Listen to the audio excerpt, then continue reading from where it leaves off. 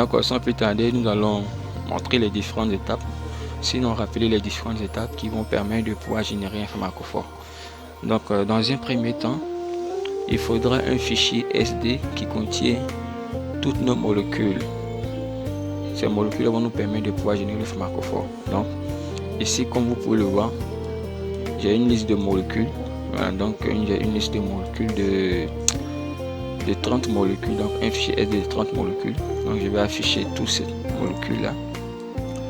Donc voici mes ligands, c'est eux qui vont me permettre de pouvoir générer le pharmacophore. Donc pour cela, on va créer deux colonnes importantes dans ce fichier SD là qui vont nous permettre de pouvoir insérer ces différentes valeurs là dans le protocole.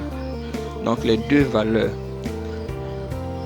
les deux informations que nous allons ajouter consistent à ajouter les activités biologiques de ce ligand là et ensuite à ajouter une colonne qui est dénommée une set, voilà, qui va recueillir les valeurs sur l'incertitude sur les activités. Donc c'est nécessaire d'avoir ces deux colonnes là pour que le pharmacophore puisse bien se passer. Donc déjà pour créer ces deux colonnes là, on vient dans l'espace vide ici blanche, on fait clic droit, ensuite on fait add attribute, ensuite on choisit molécule, le nom on va mettre d'abord on va créer la première colonne pour les activités biologiques.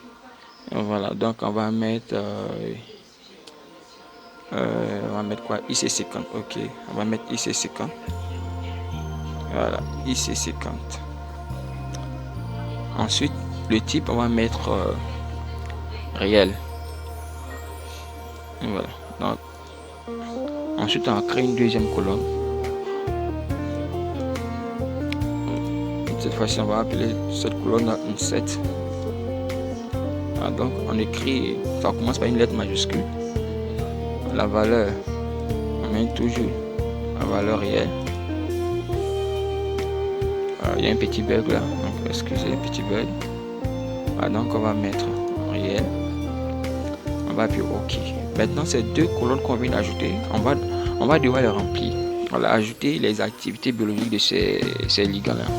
Et donc moi j'ai déjà les valeurs des activités biologiques ici. Donc ici je vais prendre, copier tranquillement pour coller. Donc je sélectionne et puis je fais paste. Donc il a collé directement les valeurs des activités biologiques de ces ligands. Ensuite la valeur is, j'ai fait une erreur. Voilà, c'est plutôt ici que je devais coller. Voilà, c'est plutôt ici que je devais coller. Voilà, parce que donc ici ce que je vais faire, je vais plutôt supprimer les différentes valeurs que j'ai mis ici. Je vais supprimer. Donc ce qu'on va faire, on va retirer l'attribut qui est là, l'attribut set. Voilà, et on va recréer. Voilà, donc cette fois-ci faites attention. Donc set. Ok, maintenant comme valeur de une set, bon, cette valeur ça dépend des molécules, hein. Voilà, en fonction de, ça dépend de la valeur, mais comment je dirais dire ça, ça dépend de comment appeler ça, ça dépend de l'intervalle des activités biologiques. Voilà, donc ça dépend des activités biologiques. Voilà, donc les ordres de grandeur des activités biologiques, en fonction de l'ordre de grandeur des activités biologiques, on va devoir trouver une valeur d'incertitude qui est adaptée aux activités biologiques. Voilà. Donc ici pour moi, dans mon cas, c'est la valeur 1,2 que j'ai pris. Voilà, parce que c'est ça qui me donne un bon pharmacophore. Donc ici je vais rentrer la valeur. Voilà. Donc pour cette valeur, à chaque fois que cette valeur varie entre 1 et 3. Donc à chaque fois entre 1 et 3, on va choisir des valeurs. Voilà, à chaque fois qu'on choisit une valeur, on va lancer le pharmacophore pour générer le pharmacophore pour voir la qualité du modèle qu'on obtient. Si c'est un bon modèle qu'on obtient, ça veut dire que c'est la valeur de ce qu'il nous faut. Mais si on obtient un mauvais modèle, ça veut dire qu'on doit changer cette valeur-là pour avoir une autre valeur. Donc c'est un processus qu'on va faire à chaque fois en ajoutant, en changeant, de telle sorte qu'on peut trouver le bon paramètre. Donc une fois que ces valeurs ont été ajoutées, on va aller maintenant faire sortir le protocole. Donc pour ça, on va dans cette colonne à pharmacophore. Ensuite, créer le pharmacophore, on vient dans cette partie Create Pharmacophore Automatically. Donc on vient dans cette partie et on prend 3D QSA Pharmacophore Generation. Là. Ok, donc on clique là-dessus et voici le protocole qui s'affiche en bas ici. Donc dans un premier temps, dans cette partie là, on va faire entrer nos ligands. Donc on va sélectionner All. Ici comme activité property, voilà. Donc on va sélectionner IC50. Ensuite on vient Inset, voilà, donc on prend la valeur Inset. Ok, maintenant confirmation generation. Là on va prendre none. Voilà, si ce sont des conformations actives qu'on a obtenues, voilà, à partir de la complétion, là on garde ce paramètre là, on met none. Voilà, mais si ce sont des molécules qu'on a rassemblées directement, comme c'est bien le générer pharmacophore, on peut choisir des algorithmes qui vont nous permettre de placer ces différentes molécules dans le modèle de pharmacophore pour avoir le meilleur modèle. Donc on peut essayer avec best, fast, donc on fait varier. Donc nous dans notre cas ici on met none. Ensuite on va sélectionner les features qu'on veut faire apparaître sur nos ligands. Voilà, donc nous on peut sélectionner donneur, hydrophobe, accepteur. Voilà. Donc on choisit ce qu'on veut voir dans notre molécule. Voilà, donc on génère 10 pharmacophores. Ensuite, voilà. Ici, cette valeur-là, par défaut, c'est 2,97, mais on peut faire varier cette valeur. Donc, ça, on peut varier cette valeur. Voilà. Et donc, c'est un peu ça. À partir de là maintenant on va pouvoir lancer, voilà, ici aussi il y a au niveau de Avanti la minimum feature, maximum feature, voilà, donc le nombre de pharmacophores qu'on veut faire apparaître dans notre modèle de pharmacophore, on va en choisir, voilà, donc au minimum on peut dire 1, 2, voilà, minimum on peut mettre 2, voilà, minimum on peut mettre 2 ou bien 3, voilà, ou bien 3, voilà, puis maximum 5 et on lance. Voilà, donc ces valeurs-là, on laisse ces valeurs par défaut. Et puis on va lancer. Voilà, on va lancer et attendre la génération du pharmacophore. Voilà, donc on va lancer. Donc ici le job est en cours. Donc le job en cours. Voilà, donc c'est un peu ça.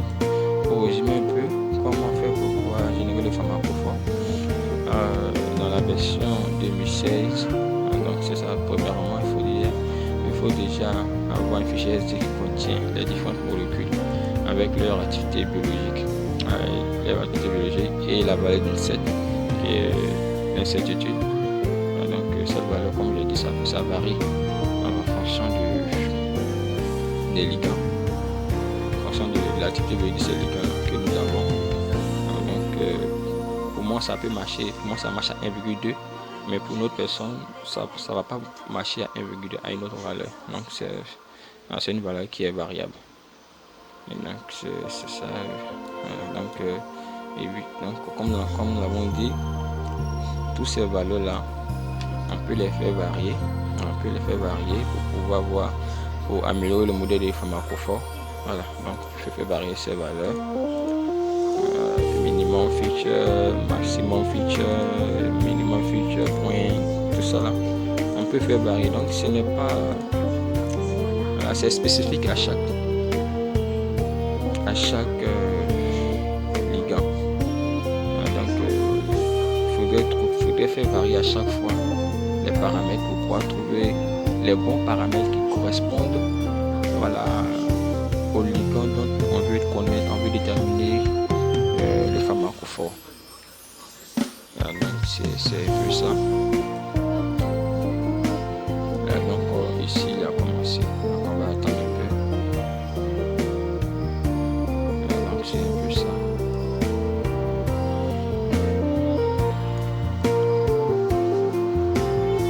pense que la difficulté ici, c'est de pouvoir trouver la bonne valeur. Dans un premier temps, d'une 7. La bonne valeur d'une 7. Et voilà. Ensuite, ici, maximum exclusif volume. Ici, par défaut, si on peut le voir dans l'aide ici, vous voyez que on explique un peu comment ça fonctionne. Voilà, donc on peut mettre 0, on peut mettre 1, on peut mettre 2. Donc à chaque fois on fait varier ces valeurs pour voir quelle est la valeur qui nous donne un bon format confort. Donc on peut, pour moi j'ai mis 0, voilà, parce que ça marche pour moi avec 0. Donc pour une autre personne ça peut marcher avec 1, mais ça peut marcher avec 2. Voilà, donc ce sont des valeurs qu'on fait varier. Voilà. Et ici, comme nous l'avons dit, cette valeur, la minimum interfeature distance, va dépendre de la longueur de nos ligands, de la taille de nos molécules. Donc plus les molécules sont courtes, il faudrait prendre une petite valeur. Donc la plus petite valeur qu'on peut prendre, c'est 0,5. La plus grande valeur, c'est 2,97. Donc on peut faire varier cette valeur de 0,5 à 2,97. Voilà, pour trouver la bonne valeur qui correspond à notre pharmacophore. Voilà, pour avoir un bon pharmacophore, on peut faire varier. Voilà, donc c'est un peu ça. Voilà, donc ici, dans ce modèle-là, les paramètres les plus importants qu'on va faire varier pour avoir un bon modèle pharmacophore, c'est dans un premier temps la valeur de l'incertitude, ensuite le maximum exclus volume, cette valeur, et puis ça aussi, et puis le nombre de features qu'on va faire varier, et également les features qu'on va choisir, puisque voilà, vous allez remarquer que à chaque fois qu'on va changer les valeurs des features là, ça va nous donner la qualité du modèle de pharmacophore généré va être différent. Et donc on peut dire que on peut soit préciser que dans notre modèle de pharmacophore on peut peut-être deux features acceptées de liaison hydrogène. Donc là on met 2, ou soit on dit on veut 1, on met 1. Donc on peut contrôler le nombre de features qu'on veut faire apparaître dans notre modèle de pharmacophore. On peut dire que pour des features hydrophobes, on veut 1, on met 1. Donc à chaque fois qu'on va faire varier les valeurs, vous allez voir que ça va influencer la qualité du modèle de pharmacophore qui sera généré. Voilà, donc ce sont des paramètres qu'il faut faire varier pour pouvoir trouver le bon modèle. Vous voyez, donc ça varie en fonction des molécules,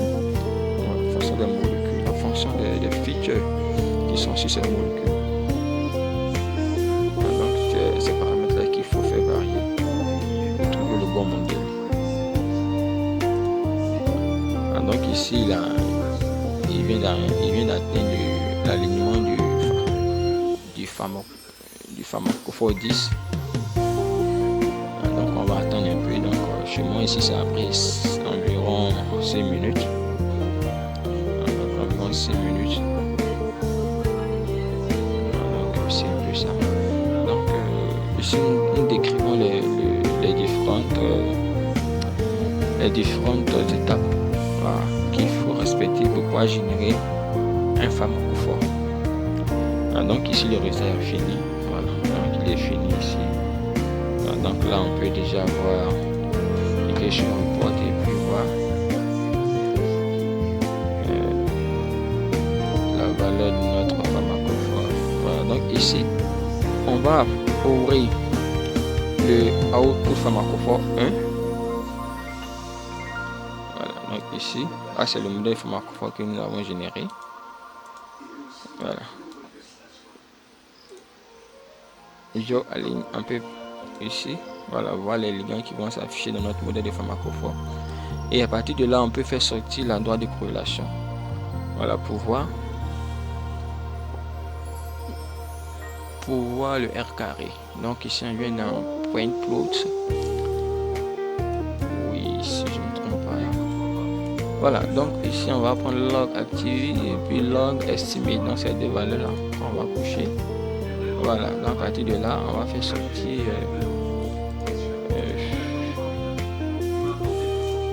voilà, donc vous voyez, Voilà, donc ici vous voyez que donc à chaque fois qu'on va faire varier les différentes valeurs des paramètres du pharmacophore, ça va faire varier le R carré. Voilà, donc pour trouver le bon modèle de pharmacophore qui correspond à votre modèle. Donc ici c'est juste un exemple, voilà, pour montrer un peu comment ça. Donc vous voyez, donc à chaque fois il faut faire varier pour trouver les bonnes valeurs pour le modèle pharmacophore. Là, donc on va s'arrêter là. On va s'arrêter là. Donc c'est juste voilà, on va s'arrêter là.